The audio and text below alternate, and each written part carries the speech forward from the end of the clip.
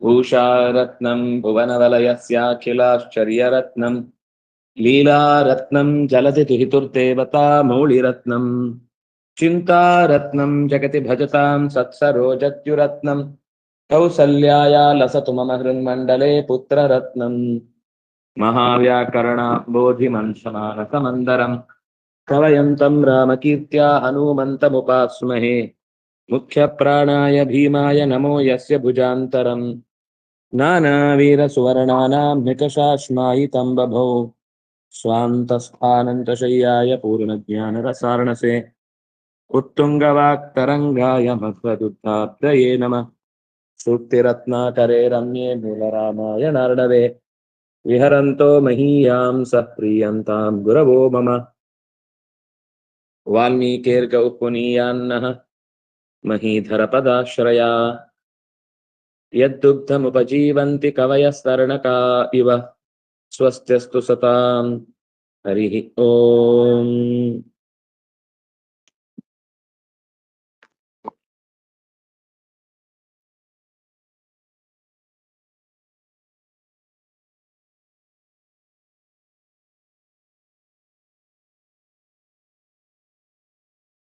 पुत्र यूयं नरकिणां नीचानां सख्यमाप्स्यथ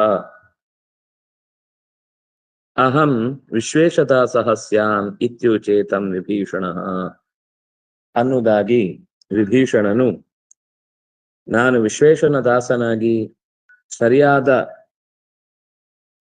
ಆಸರೆಯನ್ನ ಆಶ್ರಯಿಸಿದ್ದೇನೆ. ನೀನು ನರಕಕ್ಕೆ ಹೋಗುವ ದಾರಿಯನ್ನ ಹೊತ್ತ ರಕ್ಕಸರ ಮಾಯಾ ವಿದ್ಯೆಯಿಂದ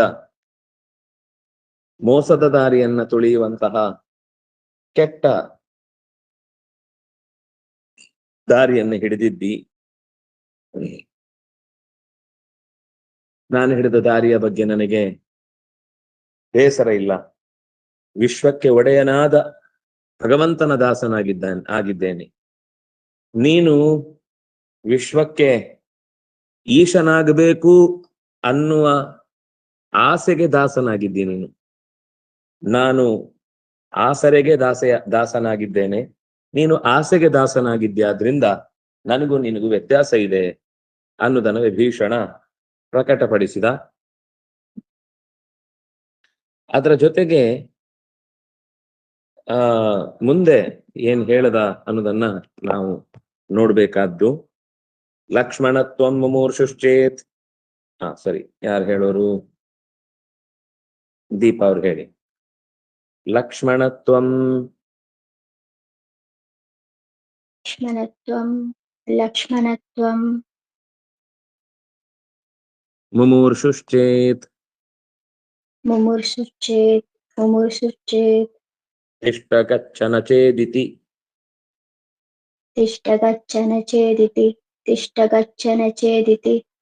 ಉವಾಚ ತದನುರ್ಧುನ್ವನ್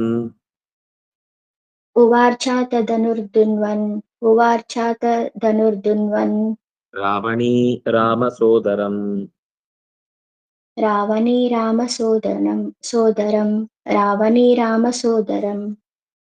ಅಥ ಆ ಬಳಿಕ ಅಂದ್ರೆ ಈ ವಿಭೀಷಣನ ಮಾತನ್ನ ಕೇಳಿಸಿಕೊಂಡು ರಾವಣಿ ಅಂದ್ರೆ ಇಂದ್ರಜಿತ್, ಅವನು ಧನುಸ್ಸನ್ನ ಧುನ್ವನ್ ಅಂದ್ರೆ ಜೋರಾಗಿ ಠೇಂಕಾರ ಮಾಡುತ್ತಾ, ಮುಮೂರ್ಷುಶ್ಚೇತ್ ನೀನು ಸಾಯಲು ಬಯಸೋನಾದ್ರೆ ನನ್ನ ಎದುರುಗಡೆ ಇಲ್ಲೇ ನಿಂತ್ಕೋ. ನಿನಗೆ ಸಾಯುವುದೇ ಅಪೇಕ್ಷಿತವಾಗಿದ್ರೆ ಮುಮೂರ್ಷುಶ್ಚೇಚ್ಚಿಷ್ಠ ನಚೇತ್ ಗಚ್ಚ. ನಿನಗೆ ಸಾಯುವ ಮನಸ್ಸಿಲ್ಲ ಅಂದ್ರೆ ಈಗ ನನ್ನ ಮುಂದೆ ನಿಲ್ಬೇಡ, ಹೊರಟೋಗ್ಲಿಂದ. ಹೀಗೆ ಧುನ್ವನ್ ರಾಮ ಸೋದರಂ ಉವಾಚ, ರಾಮ ಸೋದರನಾದಂತಹ ಲಕ್ಷ್ಮಣನನ್ನು, ಅವನು ಯಾಕಂದ್ರೆ ಅವನು ಯುದ್ಧಕ್ಕೆ ಎದುರುಗಡೆ ಬಂದು ನಿಂತಿದ್ದ. ಈ ಕಡೆಯಿಂದ ವಿಭೀಷಣ ಹೇಳ್ತಾ ಇದ್ದಾನೆ. ವಿಭೀಷಣನನ್ನ ಮಾತಾಡಿಸ್ತಾ ಲಕ್ಷ್ಮಣನನ್ನ ಹೋರಾಡುವ ಹಂತಕ್ಕೆ ಬಂದು ನಿಂತಿದ್ದಾನೆ. ಲಕ್ಷ್ಮಣ, ನೀನು ಬದುಕುವ ಬಯಕೆ ಉಳ್ಳವನಾದ್ರೆ ಇಲ್ಲಿಂದ ಹೊರಟು ಹೋಗು. ಮುಮೂರ್ಷು, ಸಾಯುವುದೇ ನನ್ನ ಬಯಕೆ ಅಂತ ನಿರ್ಧಾರ ಮಾಡಿದ್ದಾದ್ರೆ ತಿಷ್ಠ ಅಂತ ಧನುಸ್ಸನ್ನ ಎದೆಯೇರಿಸಿ ಠೇಂಕಾರಗೈಯುತ್ತಾ ರಾಮ ಸೋದರನಾದಂತಹ ಲಕ್ಷ್ಮಣನನ್ನ ಕುರಿತು ಉವಾಚ ಹೇಳಿದನು. ಹೇ ಲಕ್ಷ್ಮಣ, ಸಂಬೋಧನಾ ಪ್ರಥಮ, ತ್ವಂ ಪ್ರಥಮ ಏಕವಚನ, ಮುಮೂರ್ಷು ಪುಲ್ಲಿಂಗ ಪ್ರಥಮ ಏಕ, ಚೇತ್ ಅವ್ಯಯ, ಮುಮೂರ್ಷುಶ್ಚೇತ್ ಶುತ್ವ ಸಂಧಿ, ತಿಷ್ಠ ಲೋಟ್ ಮಧ್ಯಮ ಏಕ, ಗಚ್ಚ ಲೋಟ್ ಮಧ್ಯಮ ಏಕ, ಷ್ಟಾಗತಿ ನಿವೃತ್ತವು ಅನ್ನೋದು ತಿಷ್ಠ ಧಾತುವಿನ ಮೂಲ, ಗಮಲಗತವು ಅನ್ನೋದು ಗಚ್ಚ ಧಾತುವಿಗೆ ಮೂಲ, ಚೇತ್ ಮತ್ತೆ ಅವ್ಯಯ, ಇತಿ ಅವ್ಯಯ, ಚೇದಿತಿ ಜಷ್ಟ್ವ ಸಂಧಿ, ಉವಾಚ ಲಿಟ್ ಪ್ರಥಮ ಏಕ ವಚ ಪರಿಭಾಷಣೆ, ಅಥ ಅವ್ಯಯ, ಧನುಃ ನಪುಂಸಕಲಿಂಗ ದ್ವಿತೀಯ ಏಕ, ಧನುಃ ಧನುಷಿ ಧನೂಂಷಿ, ಧನುಃ ಧನುಷಿ ಧನೂಂಷಿ, ಧುನ್ವನ್ ಶತ್ರು ಪ್ರತ್ಯಯಾಂತವಾದ ಶಬ್ದ ಪುಲ್ಲಿಂಗ ಪ್ರಥಮ ಏಕ, ರಾವಣೀ ಇನ್ ಪ್ರತ್ಯಯ, ಅದರಿಂದಾಗಿ ರಾವಣೀ ರಾವಣ, ಅದು ರಾವಣಿ ಇಂತಿದೆ. ಆದ್ರೆ ಮುಂದೆ ವಿಸರ್ಗದ ಪರದಲ್ಲಿ ರೇಫ ಇರುವುದರಿಂದ, ರಾಮ ಸೋದರಂ ಅಂತ ರೇಫ ಇರುವುದರಿಂದ ಅದು ದೀರ್ಘವಾಗುತ್ತೆ. ಢ್ರಲೋಪೇ ಪೂರ್ವಸ್ಯ ದೀರ್ಘೋಣ ಅಂತ ದೀರ್ಘ ಬಂದು ರಾವಣಿ ಅಂತಾಗುತ್ತೆ. ವಸ್ತುತಃ ಶಬ್ದ ರಾವಣಿ, ರಾವಣಸ್ಯ ಅಪತ್ಯಂ ಪುಮಾನ್, ರಾಮಸ್ಯ ಸೋದರಃ ರಾಮ ಸೋದರಃ ದ್ವಿತೀಯ ರಾಮ ಸೋದರಂ.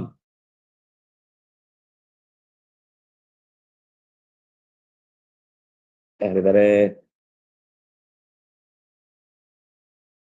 ಕಾರ್ತಿಕ್ ಅವ್ರು ಹೇಳಿ.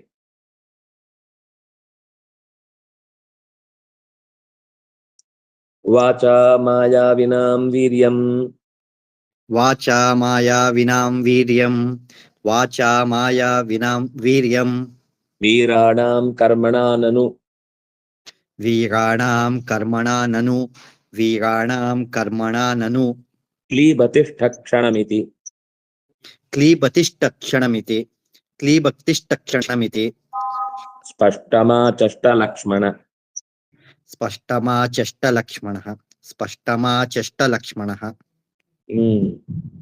ವಾಚ ವೀರ್ಯಂ ಮಾಯಾವಿನಾಂ, ವೀರ್ಯಾಣಾಂ ನನು ಕರ್ಮಣ ವೀರ್ಯಂ, ಹೇ ಕ್ಲೀಬ ಕ್ಷಣಂ ತಿಷ್ಠ ಇತಿ ಲಕ್ಷ್ಮಣಃ ಸ್ಪಷ್ಟಂ ಆಚಷ್ಟ. ಮಾಯಾವಿನಾಂ ವಾಚಾ ಏವ ವೀರ್ಯಂ, ಈ ಮೋಸಗಾರರಿಗೆಲ್ಲ ಬಾಯಿ ಮಾತೆ ಬಂಡವಾಳ. ಏನಂತಾರೆ, ಬಡಾಯಿಯೇ ಬಂಡವಾಳ ಅವ್ರದ್ದು. ಬಡಾಯಿ ಕೊಚ್ಕೊಳ್ಳೋದು, ನಾನ್ ದೊಡ್ಡವನು, ನಾನು ಹಾಗೆ ಮಾಡ್ಬಿಡ್ತೇನೆ, ಹೀಗೆ ಮಾಡ್ಬಿಡ್ತೇನೆ ನಿಮ್ಮನ್ನ. ಇದೆಲ್ಲ ಮೋಸಗಾರರಿಗೆ ಅಥವಾ ಬಾಯಿ ಮಾತು ಹಾರಿಸಿ ಜನರನ್ನ ದಿಕ್ಕು ತಪ್ಪಿಸುವವರಿಗೆ, ಏನಾಗ್ತಾ ಇದೆ ಅಂತ ಅವರಿಗೆ ಗೊತ್ತಾಗದ ಹಾಗೆ ಮಾಡಿ ತನ್ನ ಕಾರ್ಯಭಾರವನ್ನ ಸಂಚನ್ನ ರೂಪಿಸುವವರಿಗೆ ಮಾತೇ ಬಲ, ಅದೇ ವೀರ್ಯ, ಅದೇ ತಾಕತ್ತು. ಮಾಯಾವಿನ ಮೋಸಗಾರರಿಗೆ ತಾಕತ್ ಯಾವುದು ಅಂದ್ರೆ ವಾಚಾತ್ ವೀರ್ಯಂ, ಮಾತಿನಿಂದಲೇ ಸಾಮರ್ಥ್ಯ. ಅದು ಸಂಬೋಧನೆ ಮಧ್ಯದಲ್ಲಿ ಕ್ಲೀಬಾ ಅಂತ ಕರೆದು ಹೇಳ್ತಾನೆ, ಏಯ್ ನಪುಂಸಕ, ಮಾತೇನು ಆಡ್ತೀಯಾ? ವೀರಾಣಾಂ ಕರ್ಮಣಾಂ ನನು, ಕೃತಿಯಲ್ಲಿ ತೋರಿಸು, ಕಾರ್ಯಭಾರದಲ್ಲಿ ತೋರಿಸು. ಹೀಗೆ ದೂರದಲ್ಲಿ ನಿಂತ್ಕೊಂಡು ಹಾಗ್ ಮಾಡ್ಬಿಡ್ತೇನೆ, ಹೀಗ್ ಮಾಡ್ಬಿಡ್ತೇನೆ ಅಂತ ಆಡುವ ಮಾತಿನಿಂದ ಯಾವ ಕಾರ್ಯವೂ ನಡೆಯುವುದಿಲ್ಲ. ಮಾಡಿ ತೋರಿಸುವುದರಿಂದ ಯಾವತ್ತೂ ಕೂಡ ಕೆಲಸಗಳು ನಡೀತಾವೆ ಅನ್ನೋದಕ್ಕೆ ನನು ಅಂದ್ರೆ ಅದು ಲೋಕದಲ್ಲಿ ಇದು ಎಲ್ರಿಗೂ ಗೊತ್ತಿರೋ ಸಂಗತಿ. ಬಡಾಯಿ ಕೊಚ್ಚುತ್ತಾ ಇದ್ದಾನೆ ಅಂದ್ರೆ ಅವನ ಹತ್ರ ಏನು ಆಗಲ್ಲ ಅಂತ. ವೀರಾಣಾಂ ಕರ್ಮಣಾನನು, ಕಾರ್ಯದಿಂದಲೇ ವೀರರ ಸಾಮರ್ಥ್ಯ ಪ್ರಕಟವಾಗುವುದಲ್ಲವೇ. ತಿಷ್ಠ, ಸ್ವಲ್ಪ ಹೊತ್ತು ನಿಂತ್ಕೋ, ಅಲ್ಲೇ ಇರು. ಸ್ಪಷ್ಟಂ ಆಚಷ್ಟ, ಅವನು ಹೇಳ್ಬೇಕಾದ ವಿಷಯವನ್ನ ಯಾವುದೇ ಗೊಂದಲ ಇಲ್ಲದೆ, ಈ ಸ್ಪಷ್ಟಂ ಅನ್ನೋದು ಕ್ರಿಯಾ ವಿಶೇಷಣ, ಆದ್ರಿಂದ ಅದು ಯಾವತ್ತೂ ದ್ವಿತೀಯ ವಿಭಕ್ತಿಯಲ್ಲೇ ಇರುತ್ತೆ. ಸ್ಪಷ್ಟಂ ಆಚಷ್ಟ, ಸರಿಯಾಗಿ ಬಿಡಿಸಿ ಹೇಳಿದ. ಚಕ್ಷಿಂಗ್ ವ್ಯಕ್ತಾಯಂ ವಾಚಿ ಅನ್ನೋದರ ಲಂಗ್ ಪ್ರಥಮ ಏಕ, ಆಚಷ್ಟ. ಲಕ್ಷ್ಮಣ ಪುಲ್ಲಿಂಗ ಪ್ರಥಮ ಏಕ. ಲಕ್ಷ್ಮಣ ಇಂದ್ರಜಿತಂ ಪ್ರತಿ ಸ್ಪಷ್ಟಂ ಆಚಷ್ಟ. ಲಕ್ಷ್ಮಣನು ಇಂದ್ರಜಿತನಿಗೆ ಸ್ಪಷ್ಟವಾಗಿ ಹೇಳಿದನು. ಏನು ಅಂತ, ಮಾತಿನಿಂದಲೇ ಮೋಸಗಾರರ ಬಂಡವಾಳ ಕಾಣುವುದು, ಮಾತಿನಲ್ಲೇ ಕಾಣುವುದು ಹೊರತು ಕ್ರಿಯೆಯಿಂದ ಅಲ್ಲ. ಯಾಕೆಂದ್ರೆ ತಾಕತ್ತಿರೋರಿಗೆ ಮಾತ್ರ ಕೆಲಸದಿಂದ ತಮ್ಮ ಸಾಮರ್ಥ್ಯವನ್ನ ಪ್ರಕಟಪಡಿಸುವಂತಹ ವ್ಯವಸ್ಥೆ ಇರುತ್ತೆ ಅನ್ನೋದನ್ನ ಹೇಳಿ ಅವನನ್ನ ತಮಾಷೆ ಮಾಡಿದ. ವಾಚ ವಾಕ್ ವಾಚೌ ವಾಚ ವಾಚ ಸ್ತ್ರೀಲಿಂಗ ತೃತೀಯ ಏಕ ಚಕಾರಾಂತವಾದ ಶಬ್ದ. ಮಾಯಾವಿ ಮಾಯಾವಿನೌ ಮಾಯಾವಿನಃ ನಕಾರಾಂತ ಪುಲ್ಲಿಂಗ ತೃತೀಯ ಏಕ ಷಷ್ಠಿ ಬಹು ಮಾಯಾವಿನಾಂ ವೀರ್ಯಂ ದ್ವಿತೀಯ ಏಕ. ಇಲ್ಲಿ ಪ್ರಥಮ ಏಕ ನಪುಂಸಕಲಿಂಗ ವೀರ್ಯಂ ತಾಕತ್ತು. ವೀರಾಣಾಂ ಷಷ್ಠಿ ಬಹು ಕರ್ಮಣ ನಪುಂಸಕಲಿಂಗ ತೃತೀಯ ಏಕ. ನನು ಅವ್ಯಯ. ಕ್ಲೀಬ ಸಂಬೋಧನಾ ಪ್ರಥಮ ನಪುಂಸಕಲಿಂಗ ಅದು ಕೂಡ. ತಿಷ್ಠ ಹಿಂದೆ ಹೇಳಿದ ಹಾಗೆ ಲೋಟ್ ಮಧ್ಯಮ ಏಕಷ್ಠಾಗತಿ ನಿವೃತ್ತವು. ಕ್ಷಣಂ ಒಂದು ಕ್ಷಣ ಕಾಲ. ಇತಿ ಅವ್ಯಯ. ಸ್ಪಷ್ಟಂ ಆಗ ಹೇಳಿತ್ತು ದ್ವಿತೀಯ ಏಕ. ಆಚಷ್ಟ ಲಂಗ್ ಪ್ರಥಮ ಏಕ. ಲಕ್ಷ್ಮಣ ಪುಲ್ಲಿಂಗ ಪ್ರಥಮ ಏಕ. ಸರಿ, ಮುಂದೋಗೋಣ.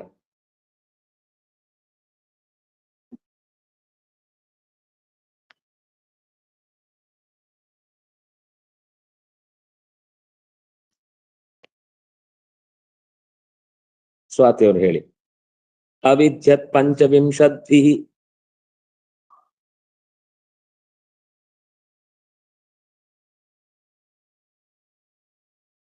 ವಿಶಿಖೈರಥ ಲಕ್ಷ್ಮಣಂ विशिखैरथ लक्ष्मणं ಪೌಲಸ್ತ್ಯಂ ಅಷ್ಟಾದಶಭಿಃ पौलस्त्यम् अष्टादशभिः ನದನ್ ಪೌಲಸ್ತ್ಯನಂದನ नदन् पौलस्त्यनन्दनः. ಲಕ್ಷ್ಮಣನು ಯುದ್ಧದ ಕಾರ್ಯಕ್ಕೆ ನೇರವಾಗಿ ಇಳಿದ. ಪಂಚವಿಂಶದ್ಭಿಃ ಪಂಚವಿಂಶತ್ ಅಂತಂದ್ರೆ 25. 5 ಹೆಚ್ಚಿರುವ 25. 20ನ್ನ 25 ಅಂತ ಕರೆಯುವುದು. ಅದು ಸಂಸ್ಕೃತದಲ್ಲಿ ಪಂಚ ಅಂದ್ರೆ 5, ವಿಂಶತ್ ಅಂತಂದ್ರೆ ತೃತೀ, ಅದು 20 ಅಂತ ಅರ್ಥ. ಅದರ ತೃತೀಯ ವಿಭಕ್ತಿ ಅಂದ್ರೆ ಅಷ್ಟು ಬಾಣಗಳಿಂದ. ಪಂಚವಿಂಶದ್ಭಿಃ ವಿಶಿಖೈಃ ತೀಕ್ಷ್ಣವಾದ ಬಾಣಗಳಿಂದ. ಪೌಲಸ್ತ್ಯನಂದನಃ ಲಕ್ಷ್ಮಣಂ ಅವಿದ್ಯತ್.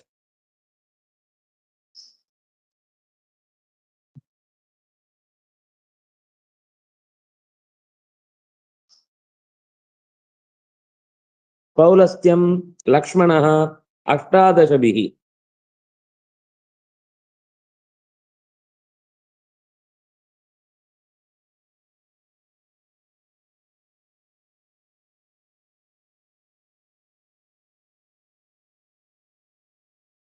ಅದೇನೋ ಒಂದು ಪದ ಆಚೀಚೆ ಆಗಿದೆ.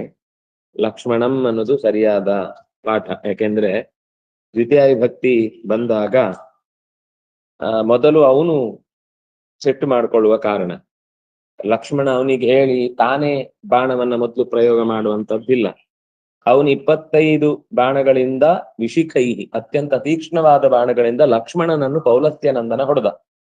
ಆಗ ಲಕ್ಷ್ಮಣ ಪೌಲಸ್ತ್ಯಂ ರಾವಣಿಯನ್ನ ಕುರಿತು ಅಷ್ಟಾದಶಭಿಃ ಅವಿದ್ಯತ್ 18 ಬಾಣಗಳಿಂದ ಅವನನ್ನ ಹೊಡೆದ.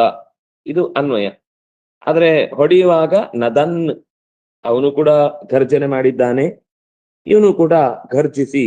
ಅದು ಯುದ್ಧದಲ್ಲಿ ಒಂದು ಸಹಜವಾದ ನಾದ ಇರುತ್ತೆ, ಒಂದು ಕೆಚ್ಚು ಬರುವುದಕ್ಕೋಸ್ಕರ. ಅದು ಯಾವಾಗ್ಲೂ ಕೂಡ ಯುದ್ಧದಲ್ಲಿ ಅವರವರ ಒಂದು ಗುರಿಯನ್ನ ಸಾಧಿಸುವುದಕ್ಕೆ, ಉತ್ಸಾಹ ತುಂಬುವುದಕ್ಕೆ. ಈಗ ಆಟದಲ್ಲೂ ಎಲ್ಲ ಒಟ್ಟು ಸೇರಿ ಹುರ್ರೇನೋ ಏನೋ ಒಂದು ಅಂತಾರಲ್ಲ, ಅವ್ರವ್ರ ದೇಶದ ಹೆಸರು ಹೊಳೆಯೋ ಅನ್ನೋ ಒಂದು ಬೊಬ್ಬೆ ಹೊಡಿತಾರಲ್ಲ, ಅದೆಲ್ಲ ಒಂಥರ ಎನರ್ಜಿ. ಒಂದ್ಸರ್ತಿ ಏಕತ್ರಗೊಳಿಸಿ ನಾವೆಲ್ಲ ಸಿದ್ಧ, ಏನೇ ಆಪತ್ತುಗಳೆದುರಾದ್ರೂ ಕೂಡ ನಾವು ಅದಕ್ಕೆ ಬದ್ಧ ಸಿದ್ಧ. ಯಾಕಂದ್ರೆ ನಾವು ಮಾಡ್ಲಿಕ್ಕೆ ಹೊರಟದ್ದು ಯುದ್ಧ. ಇಲ್ಲಿ ಪೆದ್ದರ ಹಾಗೆ ಕೂತು ಬಿಟ್ರೆ ಬಗ್ಗಿಸಿ ಗುದ್ದಿ ಬಿಡ್ತಾರೆ. ಆದ್ರಿಂದಾಗಿ ನಾವು ಮುನ್ನುಗ್ಗಿ ಅವರನ್ನ ಅಡ್ಡಡ್ಡ ಮಲಗಿಸ್ಬೇಕಾದದಕ್ಕೆ ನಾವು ಸಿದ್ಧ ಅಂತ ಹೊರಡುವ ಹಿನ್ನೆಲೆಯಲ್ಲಿ ಇರುವುದಾದ್ರಿಂದಾಗಿ ನದನ್ ಜೋರಾಗಿ ನಾದಗೈಯುತ್ತಾ, ಸಿಂಹನಾದಗೈಯುತ್ತಾ ಒಂದು ಕಡೆಯಿಂದ ಲಕ್ಷ್ಮಣ ಅವನನ್ನ ಹೊಡಿತಾನೆ. ಅದರಲ್ಲಿ ಲಕ್ಷ್ಮಣಂ ಅಂತ ಯಾಕೆ ಆಗ್ಬೇಕು ಅಂತಂದ್ರೆ ಮೊದಲು ಅವನು ಹೊಡಿತಾನೆ. ರಾವಣಿ ಮೊದಲು ಅಟ್ಯಾಕ್ ಶುರು ಮಾಡ್ತಾನೆ. ಯಾಕೆಂದ್ರೆ ಲಕ್ಷ್ಮಣ ಕಾಲ್ ಕೆರ್ಕೊಂಡು ಹೋಗಿ ಯುದ್ಧ ಮಾಡೋ ಪ್ರಸಂಗ ಅಲ್ಲ, ಅವನು ಹೇಳ್ತಾನಷ್ಟೇ. ವೀರರು ಯಾವತ್ತೂ ಕೂಡ ಕಾರ್ಯಭಾರದಲ್ಲಿ ತೋರಿಸ್ತಾರೆ ಹೊರತು ಹೀಗೆ ಕೊಚ್ಕೊಳ್ಳೋದಲ್ಲ ಅಂತ. ಆ ಕೊಚ್ಕೊಳ್ಳೋದಲ್ಲ ಅಂತ ಹೇಳಿದಾಗ ಅದು ಅವನಿಗೆ ಕಿಕ್ ಒಳಗಿನಿಂದ ಈಗ ಪ್ರಿಕ್ ಆಗುತ್ತೆ. ಯಾಕಂದ್ರೆ ಅವನು ಇಷ್ಟು ಕೊಚ್ಕೊಂಡಿದ್ದು. ಇಲ್ಲ ಅಂದ್ರೆ ಅಷ್ಟು ತಲೆ ಕೆಡಿಸ್ಕೊಳ್ತಾರೆ. ಹಾಗಾಗಿ ಯುದ್ಧವನ್ನ ಆರಂಭಿಸಿದ ಅವಿದ್ಯತ್.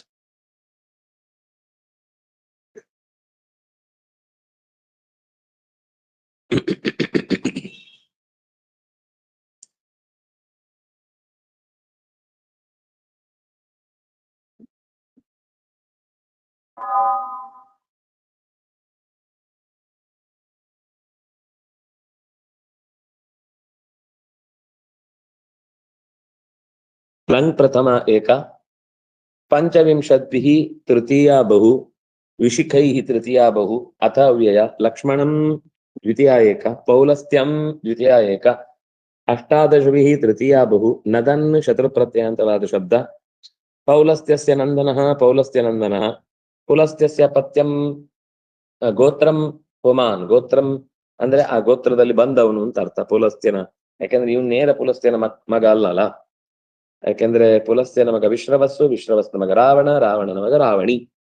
ಆದ್ರಿಂದಾಗಿ ಪೌಲಸ್ತ್ಯಂ ಅಂತ ಶಬ್ದ ಬಂದಲ್ಲಿ ಗೋತ್ರಾಪತ್ಯಂ, ಅವನ ಗೋತ್ರದಲ್ಲಿ ಬಂದ ಹುಡುಗ. ಆದ್ರಿಂದಾಗಿ ಅದು ಕೂಡ ಋಷಿಗಳಲ್ಲಿ ಕಾಶ್ಯಪ ಅಂತ ಅವರ ಇಡೀ ಪರಂಪರೆಯಲ್ಲಿ ಎಲ್ರಿಗೂ ಬರುತ್ತೆ. ಗೌತಮ ಅನ್ನೋದು ಗೌತಮರ ಋಷಿಗಳ ಇಡೀ ಪರಂಪರೆಗೆ ಬರುತ್ತೆ. ವೈಶ್ವಾಮಿತ್ರ ಅನ್ನೋದು ವಿಶ್ವಾಮಿತ್ರರ ಸಮಸ್ತ ಪರಂಪರೆಗೆ ಬರುತ್ತೆ. ಹೇಗೋ ಹಾಗೇಗೋ. ಪೌಲಸ್ತ್ಯಸ್ಯ ನಂದನಃ ಪೌಲಸ್ತ್ಯ ನಂದನಃ ದ್ವಿತಿ ಪ್ರಥಮ ಏಕವಚನ. ಮಂಜುಳಾ ಅವ್ರು ಹೇಳಿ.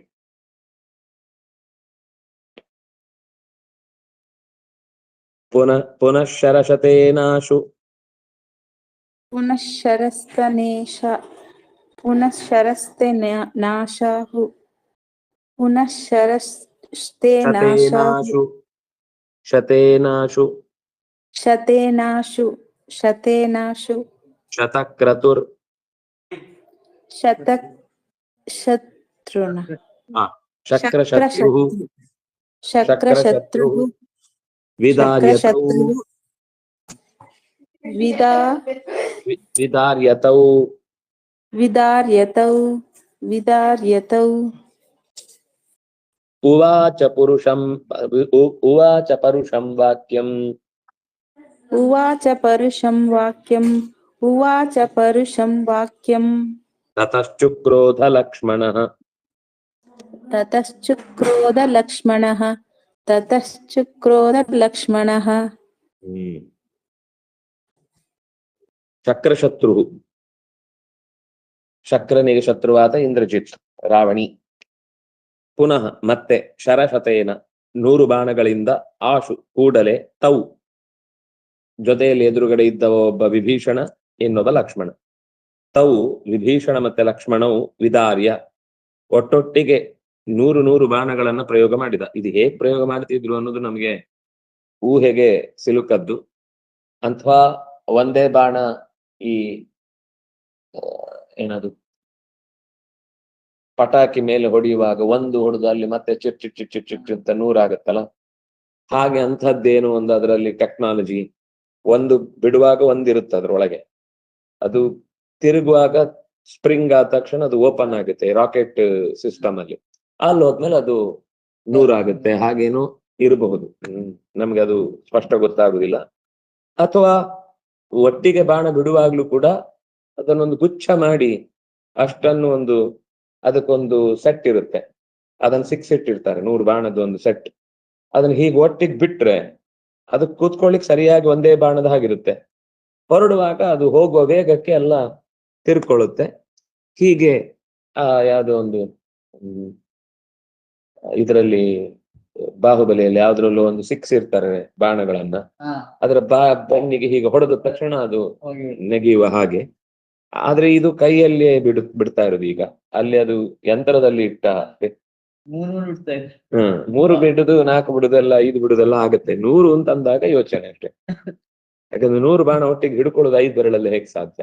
ಅಥವಾ ಅವ್ರಿಗೆ ಅದರದ್ದು ಏನೋ ಟೆಕ್ನಿಕ್ಕು, ಅಷ್ಟು ಹಗ್ಗಗಳಿಗೆ ಆಗುವ ಹಾಗೇನೆ ಬಾಣವನ್ನ ಹೀಗೆ ಜೋಡಿಸಿ ರೆಡಿ ಮಾಡಿ ಇಡ್ಲಿಕ್ಕೆ ಆಗ್ತಿರುತ್ತೇನೋ, ಅಥವಾ ಬಿಲ್ಲಿನ ನಾಣಲ್ಲೇ ಅಂತದ್ದು ಸಿಕ್ಸಿ ಟಕ್ ಟಕ್ ಟಕ್ ಟಕ್ ಅಂತ ಅದನ್ನ ಬೀಳ್ಲಿಕ್ಕೆ ಆಗ್ತಿತ್ತು, ಏನ್ ಗೊತ್ತಾಗಲ್ಲ ನಿಮಗೆ. ಒಟ್ಟಂತೂ ಶರಶತೇನ 100 ಬಾಣಗಳನ್ನು ಒಟ್ಟೈಸಿ ಇಂದ್ರಜಿತ್ತು ವಿಭೀಷಣ ಮತ್ತೆ ಲಕ್ಷ್ಮಣನ ಮೇಲೆ ಪ್ರಯೋಗ ಮಾಡಿ ಪರುಷಂ ವಾಕ್ಯ ಮುವಾಚ, ತುಂಬಾ ಕಠೋರವಾದ ತೀಕ್ಷ್ಣವಾಗಿ ಅದು ಶತ್ರುಗಳನ್ನು ಬೇಕು ಅಂತ ಹುಯಿಲೆಪ್ಸುದು.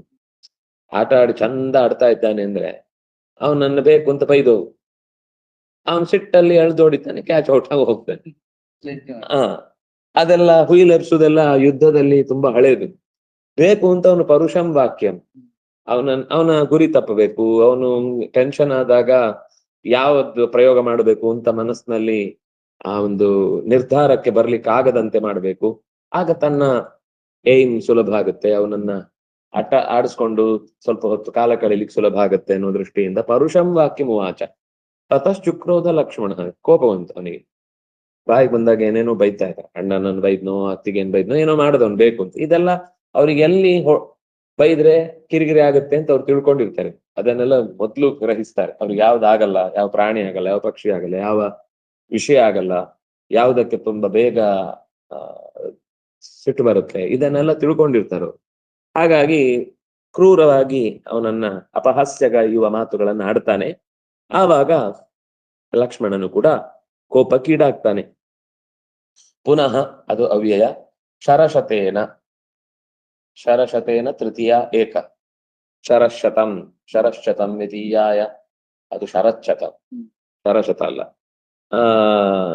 ಇದು ಶರಗಳ ಶತ, ಶರಾಣಾಂ ಶತಂ ಶರಶತಂ, ಅದು ಶರದಶತಂ. ಶತೇನ ತೃತೀಯ ಏಕ, ಆಶು ಅವ್ಯಯ. ಶಕ್ರಶತ್ರು, ಶಕ್ರಸ್ಯ ಶತ್ರು ಪ್ರಥಮ ಉಕಾರಾಂತ ಪುಲ್ಲಿಂಗ ಪ್ರಥಮ ಏಕ, ವಿದಾರ್ಯ ಧ್ರುವಿಧಾರಣೆ ಲ್ಯಪ್ರತ್ಯಂತಮವ್ಯಯಂ. ತೌ ಲಕ್ಷ್ಮಣ ವಿಭೀಷಣೌ ದ್ವಿತೀಯ ದ್ವಿವಚನ. ಉವಾಚ ಲಿಟ್ ಪ್ರಥಮ ಏಕ, ಪರುಷಂ ದ್ವಿತೀಯ ಏಕ, ವಾಕ್ಯಂ ನಪುಂಸಕಲಿಂಗ ದ್ವಿತೀಯ ಏಕ. ತತಃ ಅವ್ಯಯ ಚುಕ್ರೋಧ, ಕ್ರುಧ ಕೋಪೆ ಲಿಟ್ ಪ್ರಥಮ ಏಕ, ಲಕ್ಷ್ಮಣ ಪುಲ್ಲಿಂಗ ಪ್ರಥಮ ಏಕ. ಸ್ಮಿತಾ ಅವ್ರು ಹೇಳಿ.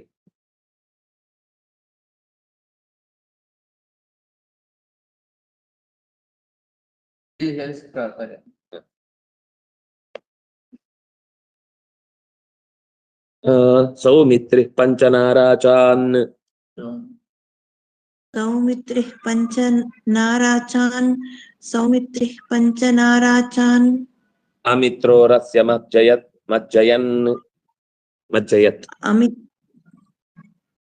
ಅಮಿತ್ರೋರಸ್ಯ ಮಜ್ಜಯತ್, ಅಮಿತ್ರೋರಸ್ಯ ಮಜ್ಜಯತ್. ತ್ರೀನ್ ಬಾಣಾನ್ ಉದ್ಧರಣಾನ್ ತಸ್ಮೈ ಉದ್ಬಣಾನ್.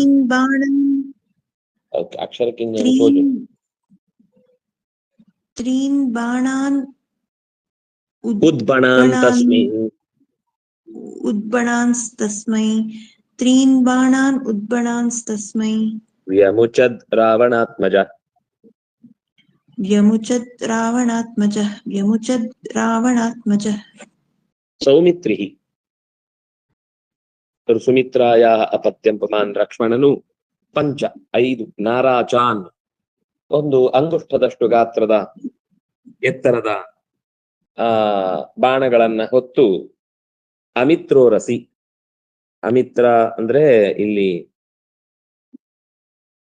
ಶತ್ರು, ಅಮಿತ್ರಸ್ಯ ಉರಸಿ, ಅಮಿತ್ರಸ್ಯ ಉರಹ ಅಮಿತ್ರೋರಹ ತಸ್ಮಿನ್ ಅಮಿತ್ರೋರಸಿ.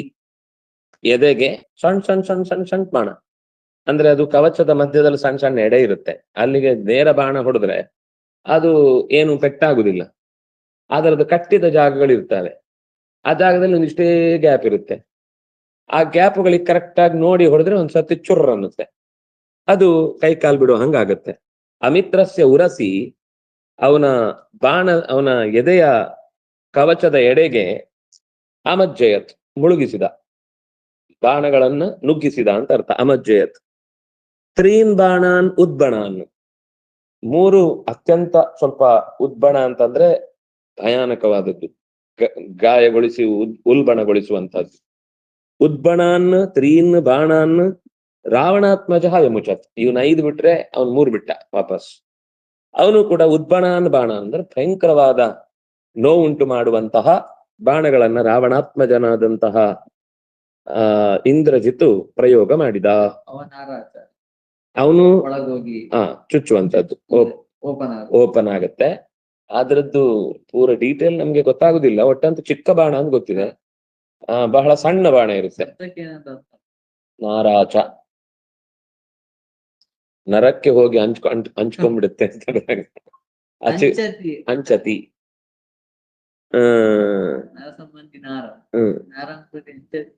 ನಾರಾಚ ಸಣ್ಣ ಸಣ್ಣ. ಅದು ಏನಂದ್ರೆ ಕೆಲವು ನರಗಳಿಗೆ ಹೊಡೆದು ಬಿಟ್ರೆ ದೇಹ ಎಲ್ಲ ಒಂದ್ಸರ್ತಿ ಅದು ಆಯ್ತು. ಈ ಕೆಲವು ಕಳರಿಪಯಟ್ನಂತವುಗಳಲ್ಲೆಲ್ಲ ಅವನಿಗೆ ಸುಮ್ನೆ ಇಲ್ಲಿಗೆ ಹೊಡೆದ್ರೆ ಇಡೀ ದೇಹ ನರ ಒಂದ್ಸರ್ತಿ ಒಂದ್ ಸ್ವಲ್ಪ ಹೊತ್ತು ಏನ್ ಅಲ್ಲಾಡ್ಲಿಕ್ಕೆ ಆಗಲ್ಲ. ಕುತ್ತಿಗೆ ಹೊಡೆದ್ರೆ ಕುತ್ತಿಗೆ ಹೀಗೆ ಬೆಂಡೆ ಇರುತ್ತೆ, ಅವ್ನು ಸ್ಟ್ರೈಟ್ ಮಾಡ್ಲಿಕ್ಕೆ ಆಗಲ್ಲ. ಈಗ ನಮ್ಗೆ ತಲೆ ಕುತ್ತಿಗೆ ಹಿಡಿಯುವುದು ಅಂತೆಲ್ಲ ಆಗತ್ತಲ್ಲ, ಅದು ನರ ಯಾವುದೋ ಒಂದು ವರ್ಕ್ ಆಗಲ್ಲ. ಹೌದು, ಅವ್ರಿಗೆ ಮಾಡ್ಲಿಕ್ಕೆ ಗೊತ್ತಿರುತ್ತೆ, ಅವರಿಗೆ ಮಾಡ್ಲಿಕ್ಕೆ ಗೊತ್ತಿರುತ್ತೆ. ಅದು ಬಾಯಿ ಸೊಟ್ಟನೆ ಆಗ್ಬಿಡುತ್ತೆ ಕೆಲವೊಮ್ಮೆ.